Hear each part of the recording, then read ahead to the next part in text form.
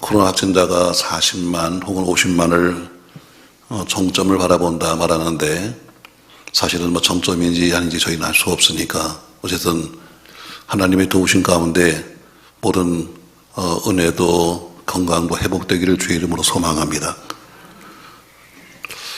우리가 세상을 살아가면서 늘 생각하기를 우리는 열심히 살아야지. 제가 알기로는 그냥 저희 지역, 저희 교인들을 보면 참 열심히 사십니다. 저도 나름대로는 목회 시작하면서 참 열심히 해봐야지 했는데, 내 세월이 많이 간다니 보니까 열심히만 산다고 되는 건 아니더라고요. 열심히 살아야지, 열심히 목회해야 되는데, 열심히 이런 것만 되는 것이 아니라, 역시 하나님의 도우심이 없이는 안 되더라고요. 인생도 마찬가지고, 사업도 마찬가지고, 내 열심만 가지고 안 됩니다. 하나님의 도우심의 손길이 필요하죠. 아멘. 근데 그 도우심이라는 것은 그냥 막연히 도와주시겠지 하는 것이 아니라 그분을 만날 때에, 그분을 경험할 때에 더욱 확신이 생기죠. 우리가 수학 공식도, 수학 문제도 한 번 어렵지만 풀어본 문제는 다른 문제가 나와도 쉽게 풀 수 있는 것처럼 우리가 그런 경험을 한번 하면, 이거 내가 풀 수 있네 하고 한 번만 우리가 해보고 나면은 그 다음 문제를 도전할 수 있는 것처럼 인생도 사업도 하나님을 만나고 나면 그 뒤에는 뭔가 다시 한번 해볼 수 있는 가능성을 느끼게 됩니다. 어린 소년 다윗이 블레셋의 장군이었던 골리앗과 1대1의 싸움을 하게 됩니다. 사실 이 당시에 소년 다윗은 군인도 아니고 그냥 형들을 면회간, 그 당시 전쟁이라는 것이 지금처럼 수만 명이 싸우는 것도 아니고 수천 명이 싸우는 것도 아니라 불과 몇백 명 혹은 몇십 명이 싸우는 게 전쟁이었습니다. 통상 전쟁이 일어나면 불과 며칠이나 되면 끝나는데 이번에 전쟁은 40일 돼도 끝나지 않았습니다. 그 당시 군인은 대부분 다 예비군이에요. 다 집에서 일을 하다가 적군이 쳐들어오면 나팔을 붑니다. 나팔을 불면 각자 집에서 자기가 쓰던 칼 들고 활 들고 자기 먹을 거 싸들고 옷 싸들고 그리고 전쟁터에 가는 거예요. 어느 날 나팔이 불렸습니다. 블레셋 군대가 쳐들어왔다. 그래서 다윗의 온 그 형제들이 전쟁터에 나갑니다. 근데 40일 돼도 안 돌아오는 거예요. 아버지가 걱정이 많습니다. 그래서 말제였던 다윗을 불러서 말합니다. 얘들아, 형이 지금 전쟁 나간 지 40일 됐는데 돌아오지 않는데 옷도 다 헤어졌을 것이고 먹을 양식도 없을 테니까 네가 양식 좀 가져가서 형들한테 전해줘라 해서 사실은 형들한테 양식을 전해주기 위해서 심부름 간 겁니다. 그래서 형들 찾아가러 갔는데 보니까 저 언덕에 큰 거인이 서가지고 고함고함 지르는데 보니까 감히 하나님을 욕하고 하나님의 군대를 모욕하는 겁니다. 근데 옆에 보니까 저 골리앗과 싸워서 이기는 자에게는 내가 내 사위를 삼겠다 하는 사울의 방을 보면서, 공고를 보면서 그가 사울을 만나러 가죠. 왕이여, 제가 가겠습니다. 참 용기는 참 가상한데 너무 어려. 그래서 사울이 말합니다. 넌 아직 소년이고 아직 나이도 어린데 어떻게 저와 싸울 수 있겠니? 하고 물었더니 소년 다윗이 이렇게 말했습니다. 아닙니다. 제가 전에 아버지의 양을 칠 때 사자나 곰이 와서 새끼를 움키면 내가 따라가서 그것을 치고 그 입에서 새끼를 건져내었고 그것이 나를 헤아려 하면 내가 그 수염을 잡고 쳐 죽였습니다. 제가 사자와 곰도 쳤은 즉 사실은 하나님의 군대를 모욕하는 저 한없는 블레셋 사람은 내가 이길 수 있습니다. 오늘 다윗이 와서 이렇게 말했던 것은 지난날 그의 경험을 통해서 하나님의 능력을 체험했기 때문에 그런 얘기를 하는 겁니다. 지나간 과거 속에 내가 곰도 싸워봤고 사자도 싸웠습니다. 근데 저 하나님의 군대를 모욕하는 저 이방 사람 내가 이길 수 있다는 것은 그의 경험을 통해서, 체험을 통해서 그가 하는 이야기였습니다. 아니면 오만이죠. 어린아이가 와서 장군과 싸우는 건 오만이었습니다. 그러나 다윗은 뭐예요? 경험이 있었기 때문이죠. 우리가 드리는 예배에는 찬양도 있고 기도도 있습니다. 말씀도 있고 봉헌도 있습니다. 또 예배는 하나님을 섬기는 것 이외에도 성도와의 교제도 있습니다. 그러나 예배를 성공적으로 드릴 수 있는 것은 가장 중요한 것이 뭐냐면 진실한 경험입니다. 내 찬양과 기도가 하나님께 상달되고 있는 경험, 내가 드리는 예물이 하나님께 연락되고 있다는 그런 경험, 때로는 하늘이 열리고 또 우리가 하나님의 음성을 듣는 그 경험, 이런 신실한 경험이 더욱 예배를 진지하게 만들고 능력 있게 만들고 힘을 얻게 만드는 것입니다. 전 여러분 하나님을 경험하시기를 주의 이름으로 축복합니다. 저는 오늘 여러분에게 하나님을 경험하자, 사순절 우리가 주님을 길을 따라간다 말하면서 그냥 가지 말고 그분을 꼭 경험하고 가자 해서 하나님을 경험하자, 이런 제목으로 오늘 말씀하려고 합니다. 영국의 목사이고 그리고 소설가였던 킹슬리가 어느 날 화가 윌리엄 터너의 화랑에 그림을 보러 갑니다. 많은 그림이 붙어있는데 그 중에서 벽에 붙어있던 해상의 폭풍우라, 저 그림인데 그것을 보면서 참 명작이다. 그리고 물었습니다. 아니 어떻게 이런 명작을 그렸습니까? 했더니 윌리엄 터너는 말합니다. 예, 제가 저 그림을 그리기 위해서 도대체 폭풍우가 뭘까? 또 폭풍우가 뭘까? 내가 그것을 체험해보기 위해서 한 날 한국에 찾아갔습니다. 그리고 선장한테 부탁하기를 나를 폭풍우가 부는 저 바다로 좀 데려가십시오. 근데 혹시 내가 두려워서 도망갈지 모르니까 나를 그 배에다 묶으십시오. 그래서 자기 몸을 배에다 묶어놓고 그 험한 그 풍랑 속에다 자기가 직접 들어가서 얼마나 두려웠는지, 얼마나 지금 바라보는 것이 그 힘들었는지 자기가 직접 그 두려움 속에서 자기가 본 것을 그렸습니다. 맞습니다, 여러분. 그의 무서운 경험, 그 무서운 체험이 그러하여금 명작을 만든 겁니다. 가장 확실한 증거가 뭐냐?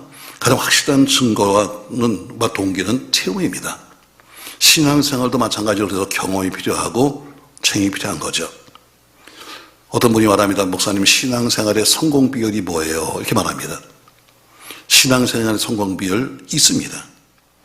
우리가 성경을 공부하기도 하고 기도하기도 하고 여러 가지 성경적인 훈련을 하기도 합니다만, 그러나 진정한 승리의 비결은 공부도 아니고 기도도 아니고 훈련도 아니라 하나님을 먼저 만나는 겁니다. 공부를 해도 하나님을 만나고 해야 되고, 기도를 해도 그분을 만나야 힘이 되는 거지, 아니면 하나의 매일 하는 똑같은 일과에 불과한 것입니다. 진정한 승리의 비결은 하나님을 경험하는 겁니다. 백문이 불여일견입니다.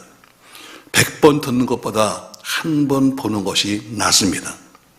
뛰어난 지식이 있고 뛰어난 학식이 있고 뛰어난 신학이 있다 할지라도 내가 경험한 사실만 못한 겁니다. 저 여러분 이번 사순절 기간 동안 하나님의 인격적으로 경험하시기를 주의 이름으로 축복합니다. 그러면 여러분과 제 신앙이 바뀌고 여러분과 제 인생이 바뀔 줄로 믿습니다. 그러면 어떤 하나님을 우리가 경험해야 될 것인가? 오늘 전 여러분에게 말씀을 통해 세 가지 하나님을 경험하라고 말합니다. 첫 번째는 말씀하시는 하나님을 경험하시오. 하나님이 말씀하고 계신데 그 말씀하시는 하나님을 우리가 만나야 합니다. 자녀 중에서 행복한 자녀가 누구냐 하면은 부모 곁에 있는 자녀가 그래도 행복한 자녀입니다. 부모의 대화가 있고 부모와 서로 나눔이 있는 그런 자녀가 행복한 자녀고 행복한 순간이죠. 세상에 많은 권력자가 있습니다만 그러나 힘 있는 권력자가 누구냐? 지금도 국회에 보면 많은 사람들이 국회의원도 있고 권력자도 있지만 진짜 권력자는 누구냐면 최고 권력자와 더불어 마주 앉은 사람이 권력자입니다. 예를 들면 국무총리나 각부 장관이나 비서실장이나 국정원장이나 자주 최고 통수권자와 더불어 이야기하고 만나는 사람이 힘 있는 사람이에요. 근데 우리는 그런 사람들과는 비교도 할 수 없이 더 큰 행복자요, 더 큰 특권이 있습니다.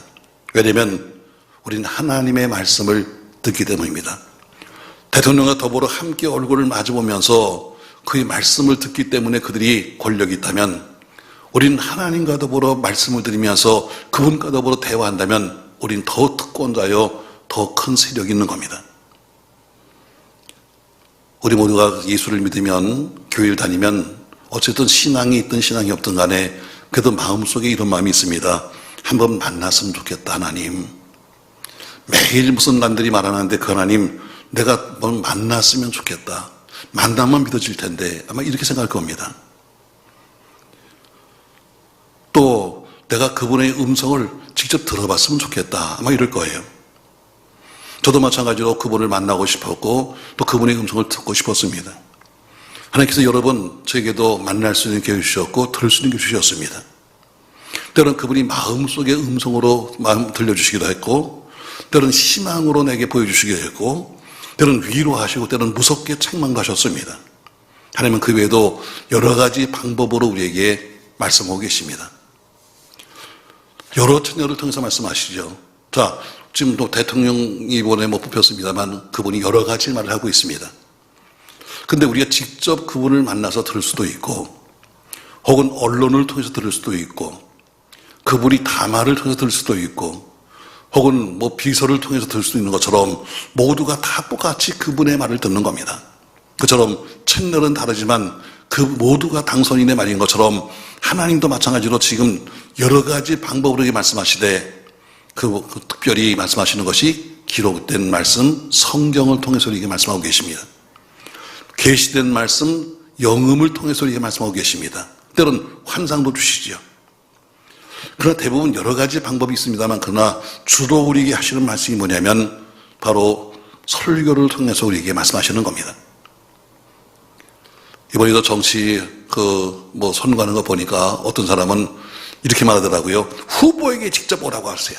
후보에게. 아주 강한 사람도 있더라고요. 후보가 오지 않아도 대변인이 말하고 비서가 말하면 여러분 똑같이 그 사람이 말하는 것처럼 우리는 생각하면서 들어야 되는 거예요. 그처럼 신실하신 성도는 하나님이 직접 우리에게 말하지 않아도 하나님이 직접 내게 보이지 않아도 그분이 세우신 종들을 통해서 말씀을 전할 때 마치 하나님의 음성처럼 듣는 겁니다. 고넬료가 베드로를 집으로 초청합니다.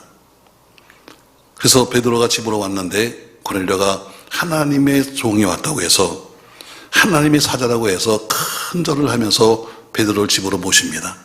근데 베드로가 손을 흔들면서 이러지 마라. 나도 사람이다. 일어난 그 고넬료. 그날 베드로가 설교하는 그것을 들으면서 하나님 음성으로 들었습니다. 베드로가 말씀을 전하는데 말씀 듣는 사람들에게 바로 마음을 열어서 하나님 음성을 들었을 때 성령이 임했다고 기록되어 있습니다. 여러분 하나님의 음성 듣기 원하십니까? 매 주일마다 여러분 외쳐지는 하나님 말씀을 통해서 믿음으로 받으십시오. 그러면 여러분에게 그것이 하나님의 능력으로 임할 것입니다. 이 강단에서 선포되는 말씀이 하나님의 음성이라고 듣는 사람들에게는 축복된 믿음이 될 겁니다. 그런 하나님의 능력을 경험할 수 있습니다. 매일의 인생을 성공할 수 있습니다. 저 여러분이 예배하는 동안 설교가 하나님의 음성으로 들려지기를 주의 이름으로 축복합니다. 오늘의 말씀이 하나님의 음성으로 들려져야 합니다. 매일 예배 때마다 들리는 그 말씀을 통해서 하나님의 음성을 듣는 여러분과 제가 되어야 됩니다. 어거스틴은 한때는 타락해서 이방 종교를 섬기는 이방 종교의 교수가 되었습니다. 그러나 그가 집에서 로마서를 읽다가 하나님 음성으로 로마서를 읽으며 들었습니다. 그리고 그는 새로운 사람이 되었습니다. 감리교의 창시자인 요한웨슬리도 마찬가지로 한 모라비안 교도들의 모임인 아주 작은 초라한 집에서 지하에 있는 초라한 집회소에 들어가서 그 예배에 참석합니다. 그도 주일 예배도 아니고 수요일 저녁 기도회 때 들어갔다가 로마서 서문을 읽는데 그것을 들으면서 하나님의 음성으로 들었습니다. 그리고 그는 그 자리에서 성령 충만을 받았다고 기록하고 있습니다. 예배 때마다 말씀하신 하나님을 여러분 경험하시길 주의 이름으로 축복합니다. 말씀하신 하나님을 경험하는 사람이 행복한 사람이에요. 바로 이런 사람을 바로 성공적인 예배자라고 말하는 것입니다. 오늘 이 말씀은 각자 여러분에게 주시는 하나님의 성공 처방전입니다. 오늘 지금 본문의 말씀도 마찬가지죠. 오늘 지금 베드로가 지금 앞에서 사도행전 2장에서 설교합니다. 은혜 충만한 베드로가 설교해요. 근데 그 지방에 있었던 16지방 사람들이 모여서 사도행전 2장에 보니까 설교를 듣습니다. 그래서 베드로가 뭐 많이 배운 사람도 아닙니다. 그다음 초대교회 때 설교는 아주 간단해요. 지금처럼 뭐 우리처럼 무슨 논리가 어쩌고 신학이 어쩌고 이런 거 없습니다. 다만 우리가 기다렸던 메시아, 그분이 예수였다. 근데 그 예수를 우리가 잡아 죽였다. 근데 죽은 예수는 사흘 만에 부활했고, 그리고 그 예수는 우리와 함께 계시다가 승천했는데 다시 그분이 오실 것이다. 이게 복음이었습니다. 이 말 들었던 사람들이 어떻게 전부 다 웅성성되면서 합니다. 아니, 저 무식한 베드로가 어떻게 우리 말을 알아? 16지방 사람들이 전부 다 그 말씀을 알아들으면서 뭐라고 그래요? 그 말씀이 하나님 음성으로 들렸기 때문에 묻습니다. 형제들아, 우리가 어떻게 하면 좋겠니? 그때 말합니다. 너희가 회개하고 예수 그리스도 이름으로 세례를 받고 죄사함 받으라. 그러면 성령을 선물로 받는다. 그들이 사도의 말씀을 하나님 명령인 줄 알고 회개하고 순종했습니다. 사랑하는 성도 여러분, 오늘도 말씀하시는 하나님을 경험하십시오. 그 하나님을 만나면 여러분과 저의 신앙과 예배가 바뀌는 겁니다. 왜 예배 시간에 와서 꾸벅꾸벅 졸고 앉아있고, 왜 예배 시간에 어려운 걸음을 해서 여기까지 왔음에도 불구하고 오자마자부터 입신을 하는가? 바로 살아계신 하나님을 만나지 못했기 때문이에요. 그냥 성전 뜰을 밟고 지나가는 거죠. 오늘 첫 번째 저는 여러분들에게 말씀하시는 하나님 경험하시기를 주의 이름으로 소망합니다. 두 번째로 저는 여러분들에게 여러분을 보호하시는 하나님을 경험하시길 바랍니다. 오늘 본문 4장 31절에 보니까 이렇게 말합니다. 빌기를 다음에 모인 곳이 진동하더니 무리가 다 성령이 충만하여 담대히 하나님 말씀을 전했다 이랬습니다. 시편 91편 1절에 보니까 시편 기자는 이렇게 고백하고 있습니다. 지존자의 은밀한 곳에 거주하며 전능자의 그늘 아래 사는 자여, 나는 여호와를 향하여 말하기를 그는 나의 피난처요 나의 요새요 내가 의뢰하는 하나님이라 하리니 이는 그가 너를 새 사냥꾼의 올무에서와 심한 전염병에서 건지실 것이미로다. 시편 기자는 확신했습니다. 하나님의 위험한 곳에서 나를 건져주시고 지키시고 도와주신다. 그래서 오늘 그는 말하기를 그는 나의 피난처시요 나의 의뢰는 하나님이다 이렇게 말합니다. 하나님이 우리 아버지시요 우리 보호자입니다. 보호자라는 말을 사전에서 보면 이렇게 나와요. 환자나 노약자를 돌보는 사람 보호자입니다. 혹은 미성년자에 대하여 친권을 행사하는 사람 보호자입니다. 하나님은 여러분과 저의 피할 바위요 산성이십니다. 피난처요 방패십니다. 이런 고백은 바로 하나님이 우리의 보호자라고 하는 이야기입니다. 사람들은 하나님이 지금까지도 여러분 우리 모두가 하나님이 함께 하시는 것을 때론 경험하기도 합니다. 그러나 남이 한 경험은 아무런 의미가 없습니다. 남이 나와 했던 이야기는 아무런 도움이 안 되는 거예요. 나를 지켜주신 하나님을 내가 직접 경험해야 합니다. 여러분, 하나님이 여러분을 보호하시고 지켜주고 있습니다. 이스라엘 백성들이 광야 40년길을 걸어갑니다. 낮에는 구름 기둥이 뜹니다. 그래서 그 구름 기둥이 그들을 인도해 주었습니다. 그 구름 기둥이 움직이면 이스라엘 백성들이 따라서 움직였습니다. 때로는 하루 만에 움직이기도 하고, 때로는 몇 년 동안이나 구름 기둥이 움직이지 않고 그대로 있었습니다. 그러면 그들은 항상 거기 머물렀습니다. 놀라운 것은 밤이 되면 항상 그들이 머물러 있는 이 무리 위에 항상 불기둥이 떴다는 겁니다. 그 추운 사막 지방의 불기둥이 그들을 추위를 막아주고 또 적들로 보호해주고 또한 짐승들로부터 보호해주었습니다. 그 불기둥은 하나님의 임재의 상징이고 곧 보호의 상징이었습니다. 여러분, 여러분의 가정에 여러분의 삶에 함께하는 하나님의 보호하심의 불기둥과 구름기둥이 여러분 경험되기를 주의 이름으로 축복합니다. 이사야서 43장에 보니까 이사야는 이렇게 고백하고 있습니다. 1절 말씀, 야곱아 너를 창조하신 여호와께서 지금 말씀하시니라. 이스라엘아 너를 지으신 이가 말씀하시니라. 넌 두려워하지 말라. 내가 너를 구속하였고 내가 너를 지명하여 불렀나니 너는 내 것이라. 내가 물 가운데로 지날 때에도 내가 너와 함께 할 것이라. 강을 건널 때 물이 너를 침몰하지 못할 것이며 내가 불 가운데로 지날 때에도 타지 아니할 것이요 불꽃이 너를 사지도 못하리니 대전하는 내 여호와 하나님이여 이스라엘의 거룩하니여 내 구원자라 하셨습니다. 내가 물 가운데 지날 때에도 너와 함께 할 거야. 내가 강을 건널 때에도 물이 너를 침몰치 못할 거야. 내가 불 가운데 지날 때에도 그 불이 너를 태우지 못할 거야. 다시 말해 어떤 환경의 변화 속에서도 내가 너를 지켜준다. 전 여러분 그 하나님을 만나시길 주 이름으로 축복합니다. 오늘 본문의 말씀이 뭡니까 여러분? 자, 오늘 초대교회는 핍박을 받았기 때문에 지금 그 당시에 예수 믿다 붙잡아가면 거의 죽는 거였습니다. 근데 오늘도 어때요? 오늘 베드로와 사도들이 그 감옥에 들어갔다가 나옵니다. 참으로 들어갔으면 죽어야 하는데 은혜 가운데 풀려 나옵니다.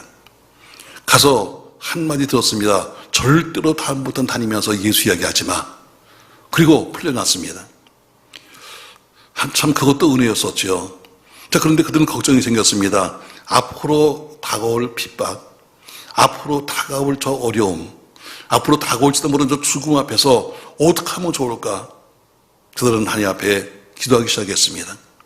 지금까지 보호하시는 하나님, 앞으로도 하나님 우리를 책임져 주십시오 하면서 기도했습니다. 그것처럼 그 당시에 초대교회를 갖다 그렇게 힘들게 했던 그 현실처럼 지금도 우리를 삼키려고 하는 무리들은 사방에서 굶주린 사같이 영육간에 우리를 도전하고 있습니다. 하나님의 교회를 침몰시키려 하는 사람들도 있을 것이고 주변에 사면초가 같이 지금 다가오고 있습니다. 마치 비수를 꽂고 활을 당기는 사람도 있겠지요. 그러나 언젠가 불의함은 밝혀질 것이고 하나님의 교회와 성도는 하나님이 도우실 줄로 믿습니다. 그 하나님께서 말씀하십니다. 너 두려워하지 마라. 내가 너와 함께 할 거야. 그처럼 여러분 우리와 함께 하시는 보호하시는 하나님을 꼭 경험하시기를 주의 이름으로 바랍니다. 세 번째 오늘 본문에 보니까 빌기를 다음에 31절입니다. 모인 곳이 진동하더니 우리가 다 성령에 충만하여 담대히 말씀을 전했다 하고 있습니다. 빌기를 다했더니 모인 곳이 진동했다. 하나님이 응답하셨습니다. 자, 여러분 응답하시는 하나님을 경험하십시오. 그들의 기도 내용은 간단했습니다. 기도 내용이 29절입니다.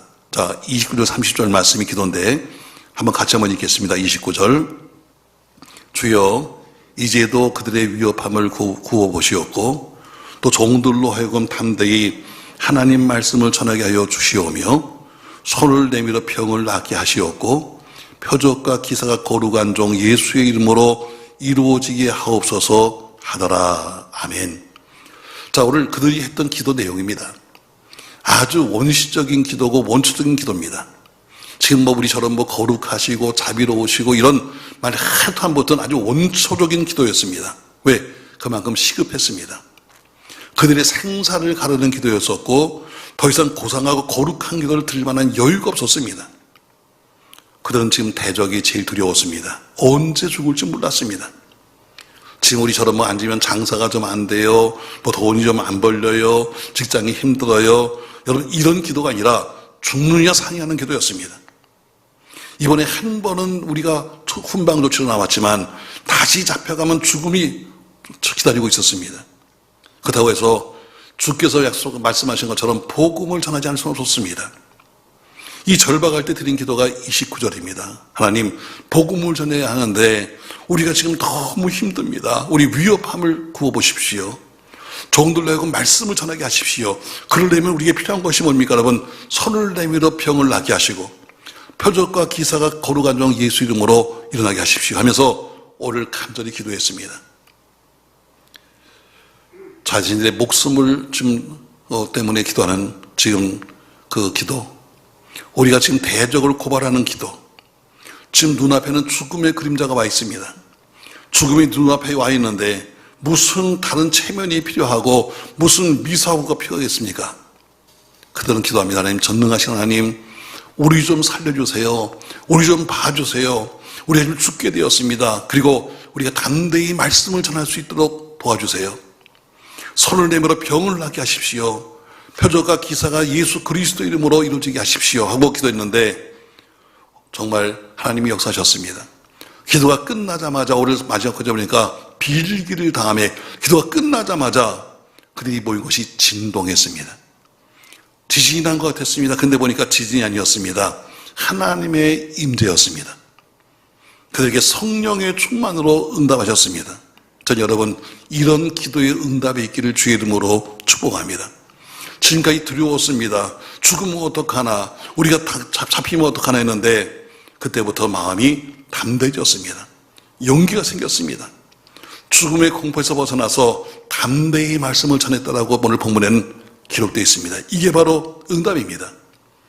저는 우리 모든 교우들에게도 이런 강한 담력이 있기를 주님의 이름으로 축복합니다. 여러분 기도하면서 가장 행복한 때가 언제입니까? 바로 응답의 때입니다. 1년을 기도했던, 한 달을 기도했던, 하루를 기도했던 응답받는 순간만큼 행복한 때가 없는 겁니다.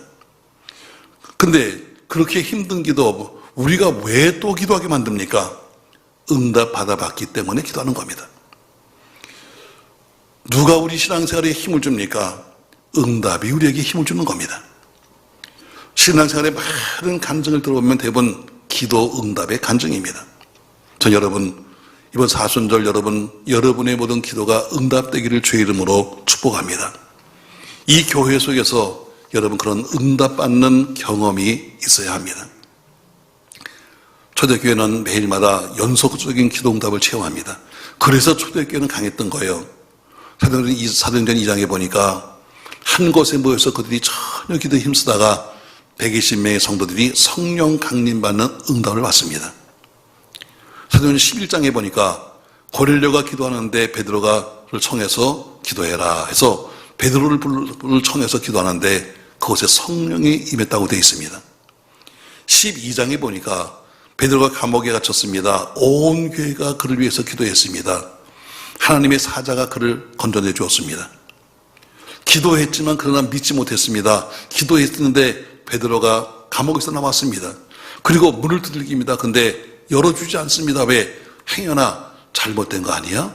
기도했지만 믿지 못할 정도의 사건이 벌어졌습니다. 16장에 가니까 바울과 실라가 감옥에서 찬송하고 기도하더니 옥문이 열리고 그리고 또 옥토가 무너지고 사슬이 풀렸습니다.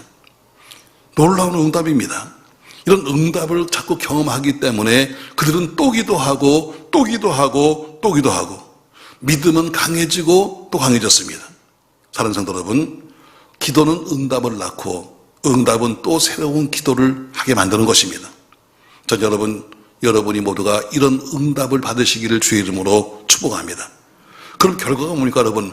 그들이 담대하게 응답을 받고 나서는 담대하게 나가서 복음을 전하기 시작했습니다. 전도했습니다.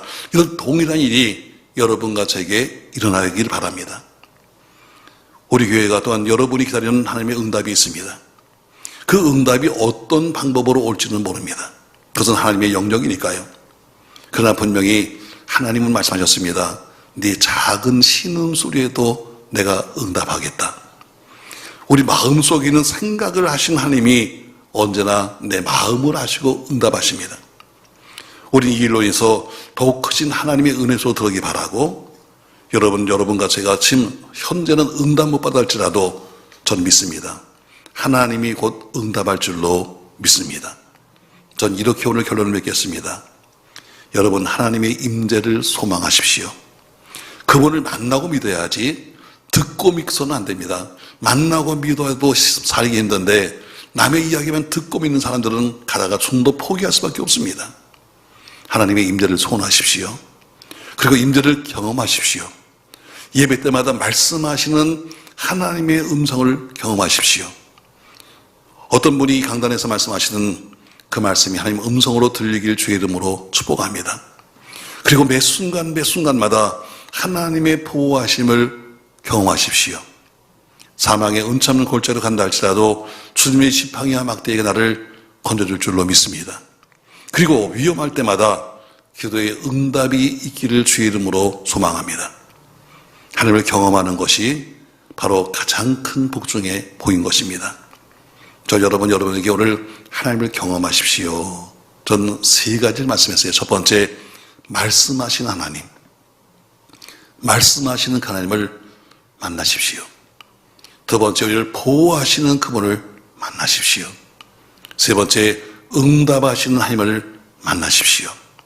그리고 그 경험하신 그 만난 하나님과 더불어 은혜 강가에서 평안을 누리는 또 한 주간 되기 바라면서 여러분의 모든 신앙도 삶도 더 강하기 위해서 하나님의 임재를 꼭 만나보는 여러분과 제가 되시기를 예수님의 이름으로 축원합니다.